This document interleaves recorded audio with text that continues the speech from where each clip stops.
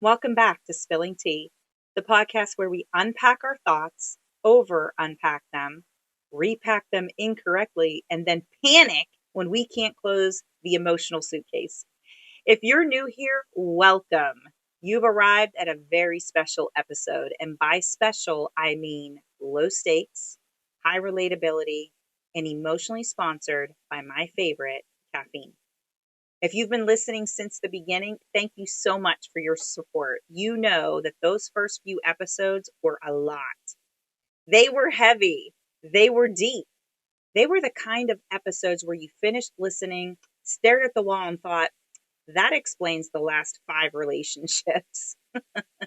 We talked narcissism, patterns, red flags, emotional dynamics, generational stuff that made people text me like, hey, so do you take insurance yet? Not yet, but I am looking at a sweet Shea lounge chair if you want to chat. So tonight, today, wherever you are, we're letting the tea cool just a little.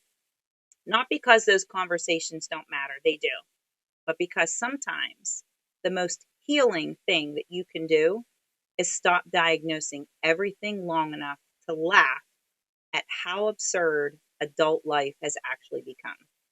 Because hear me out. If we're being honest, and I'm usually pretty brutally honest, the last few years have turned every human behavior into a symptom. Someone sighs, red flag. Somebody needs a nap, that's trauma. Somebody says, hey, I just don't have it in me tonight. They're being avoidant, dismissive, possibly a sociopath. We'll circle back on that one in a future episode. So today's episode is inspired by the single most important question that I believe every adult has asked at least once this year. And by asked, I mean whispered to themselves while staring into the fridge. Is this a red flag? Or am I just tired? Because here's what I've noticed. Somewhere along the way, everything became a diagnosis. Every inconvenience became a personality flaw. Every uncomfortable feeling meant that we should just immediately run away. We don't pause anymore. We escalate.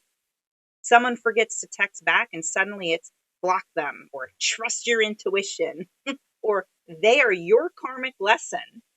And gently, respectfully, and with love, I need us to set down the clipboard for this episode. This is not a lower your standards episode. This is not a settle for breadcrumbs pep talk.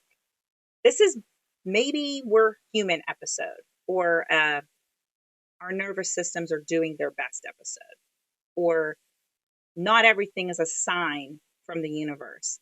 Some things are just Tuesday episode.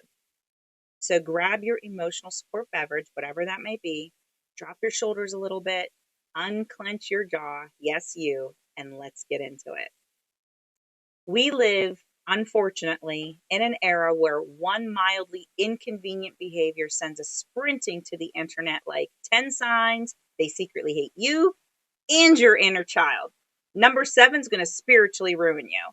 And sometimes they don't hate you at all. They're just tired. They worked all day. Their brain is fried.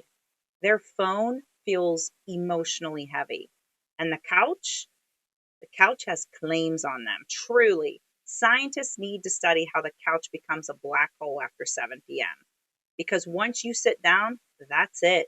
Plans are over. Motivation gone. You're now a piece of furniture. Your legs stop receiving signals from your brain. Your shoes come off and suddenly you've entered a legally binding agreement to do nothing else. So today, we're asking some uncomfortable but necessary questions. Is not texting all day a red flag, or is it an adult boundary? Number 2, is canceling plans last minute toxic, or is it burnout plus optimism gone wrong? And number 3, is wanting a peaceful life sad, or is that literally the dream that we were promised before everything cost money and required scheduling? Let's talk about it. Let's begin with the most controversial statement a grown adult can say in modern society. I don't want to text all day. Immediately, the group chat ignites. Red flag, red flag, red flag. You better block them. They're avoidant. If they wanted to, they would. Okay, I get that, but hear me out. Some people don't experience texting as connection. They experience it as administrative work. And when you work all day, that's pretty heavy. Like, okay, I responded. I acknowledged the thing. Why is there another bubble? What additional information can you possibly need from me at 10:47 a.m. on a Wednesday when nothing else has changed since the last message you sent 25 minutes ago? We've all been there. Some people need uninterrupted thought. And texting all day, it's just real-time documentation of doing nothing else. Because let's be honest, if somebody is texting me nonstop from morning until night, I don't feel pursued. I feel supervised. Like, why are you watching me live my life? Are you taking notes or something? Is this being graded? Am I on some sort of performance review? I don't know. Constant texting is not intimacy. It's a live stream of procrastination with opinions. Now, context matters. There is a huge difference between not wanting to text all day and disappearing like you were raptured. If somebody vanishes for 3 days with no explanation, no heads up, no, hey, I'm going to be busy today, and then resurfaces later like, hey, or worse, WYD, absolutely not. That's not mysterious. That's a jump scare. Because jump scares aren't scary because of what shows up. They are scary because of when they show up. Your nervous system already adjusted to the silence. You closed that emotional tab. You accepted the absence. And then bam, they pop back into your phone like an iOS update you didn't agree to. Sudden, disruptive, and now everything feels unstable. Your heart might be racing, your jaw feels a little bit tight, and your immediate thoughts are something like, why are you here? What do you even want? Am I supposed to act like nothing happened? That's not intrigue. That's chaos with red receipts. Disappearing without explanation isn't emotional distance, it's emotional trespassing. Now, compare that to somebody who says something like, hey, I'm not a big texter, but I'll call you later. Do you see the difference? That's context. That's continuity. That's respect for your emotional space. That's somebody knocking before entering the room. Consistency plus communication equals safety. Texting me constantly doesn't prove interest either. It just proves that you have excellent Wi-Fi. The green flag isn't constant access. It's honesty. Like, I don't live on my phone, but I don't disappear without warning either. That's not a red flag. That's regulation. That's maturity. That's someone who knows how to exist around other people without emotionally jump scaring them like a spirit Halloween employee on commission. Let's talk about the next one, low social batteries. Because at some point, we collectively decided that being available at all times was normal behavior. And I'd like to formally challenge that decision. I have a love-hate relationship with my cell phone for this very reason. There was a time, believe it or not, when somebody would say something like, I don't feel like going out. And the response was simply, okay. No follow-up questions, no investigation, no emotional subpoena. Now it's, but why don't you want to go out? Are you okay? Did I do something to upset you? Just come out for one drink. First of all, let's be honest, it's never just one drink. Meanwhile, internally, I'm like, I talked to 4 coworkers today. I spoke to an entire gaggle of customers. I even made eye contact with strangers. That's it. That was the main event. My spirit is dust. My soul closed for business. Please try again tomorrow. A low social battery is not a character flaw. Some of us recharge alone. Some of us recharge in silence. Some of us recharge by laying completely horizontal, staring at the ceiling like frail Victorian children waiting for a breeze. And then therapy language got involved with all of it. And suddenly it's, they sound avoidant. It's not avoidant. It's Tuesday.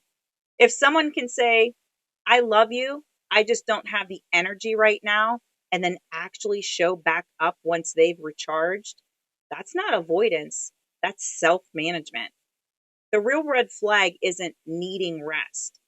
It's disappearing with no communication and then reappearing several days or worse, maybe even weeks later, like nothing happened. Especially when later you find out they had all types of energy to be out until 2 a.m. with their friends. So the battery in those scenarios wasn't dead, it was just selectively reserved. It's okay to let people rest. Let people say no without pitchforks, torches, and a formal town meeting. I know Stars Hollow made community accountability look charming, but I don't need Miss Patty emotionally circling the block because I canceled brunch. Sometimes emotional maturity sounds like, I'm just really tired, but I do care, and I'll be back. Now, canceling plans at the last minute. This one hurts. This one stings. On paper, rude. Definitely chaotic, maybe even a misdemeanor. But in real life, sometimes you were wildly optimistic when you said yes. Sometimes you believed in a version of yourself that no longer exists at that point. Sometimes you're tired in a way that caffeine, naps, positive thinking, and a just push through it attitude will never fix. This isn't nap tired. This is lay on the floor and stare into the void tired. So the real question isn't, did they cancel? It's, is it a pattern or a moment? Because there's a massive difference. If every cancellation comes with no apology, no acknowledgement for obvious hurt feelings, no attempt to reschedule, that's not burnout. That's low effort. And sometimes people don't just cancel. They ask you to lie for them. Can you just say I got called into work? Maybe say I wasn't feeling well. So now you're standing in somebody's kitchen or seated at an event holding a hot dog in one hand and a program in the other, fully committed, emotionally invested in the event, and lying with confidence, adding details, a little shade here, a little lighting there, answering follow-up questions. I'm now auditioning for an improv troupe that I never signed up for. Also, somebody else doesn't look like a complete jackass. That's not canceling plans, that's outsourcing accountability. Now, if somebody says, I'm sorry, I don't have it in me tonight, can we reschedule? That's honesty with manners, and Emily Post would be proud. Also, can we just acknowledge on the flip side how sometimes canceling plans just feels incredible? Taking your shoes off when you were supposed to leave, that's pure joy. The last question I wanted to review is, wanting a peaceful life. This one's personal as well, but is wanting a peaceful life a personality flaw? No, it's not. It's a goal. Personally, it's one that I strive for each day that I draw breath. Some people don't want chaos. They don't want surprises. They don't want drama. They don't want to be one plot twist away from spiraling. They want routines, predictable plans, maybe the same coffee order every day. FYI, mine is the iced Dunkin' Latte from Dunkin' Donuts, just in case if you were wondering. They want grocery lists that actually get followed. A quiet life doesn't mean an unhappy life. Quiet means my nervous system isn't constantly bracing for impact. Quiet means no adrenaline spikes after 9 p.m. It means actually being able to sleep through the night without the you up text at 2 a.m. or no, after hours emotional reservations that suggest I was penciled in after the rest of their night wrapped up as if it was like some sort of privilege. Hard pass. That era's closed. And gently, because sometimes the truth needs a hug, if drama feels like home to you, news flash. That's not adventurous. That's just what you're used to. Healing is quiet at first. Growth is subtle. Sometimes getting your life together looks suspiciously boring. Early nights, stable people who don't raise your cortisol levels for sport. And honestly, I don't miss the chaos. I don't miss instability disguised as passion. I don't miss calling stress chemistry. So when my life feels calm and quiet, I don't run from it. I run to it and I protect it. And I can say with a full heart, I love that for myself. Okay, this is where I will sip the tea carefully. Pinkies out, my friends, because not every behavior needs a label, not every discomfort needs a villain, and not every boundary is manipulation in a trench coat.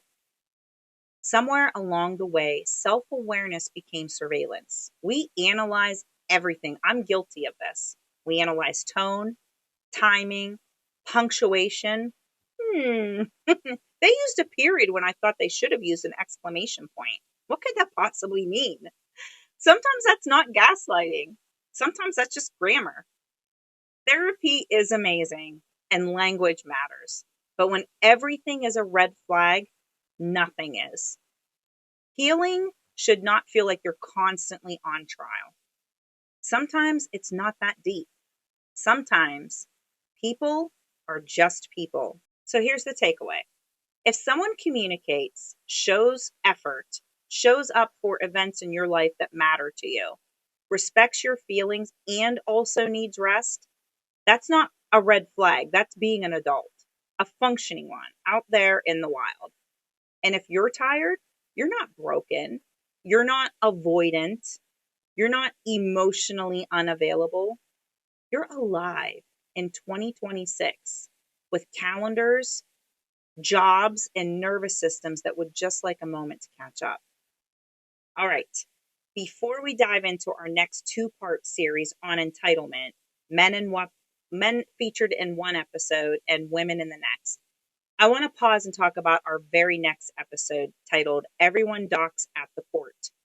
Things are going to get pretty messy here because expectation doesn't just appear, it's built. It grows when access is easy, boundaries are loose, and attention is mistaken for permission. When anyone who shows interest gets emotional proximity, when attention is mistaken for value. This episode is about how letting anyone dock with your time, your body, your feelings doesn't make you feel chosen. It makes you feel empty. And how the resentment that we might feel later often traces back to the self-worth we gave away early. Thank you so much for spending this time with me today. If this episode made you think, reflect, or feel seen, share it with somebody who loves deep conversations like I do. And if you want to continue the dialogue or share your thoughts with me, you can always reach me at ce.spillingtea@gmail.com. I'm Colleen, and this is Spilling Tea. Until next time, stay curious, stay rested, and please stop diagnosing exhaustion.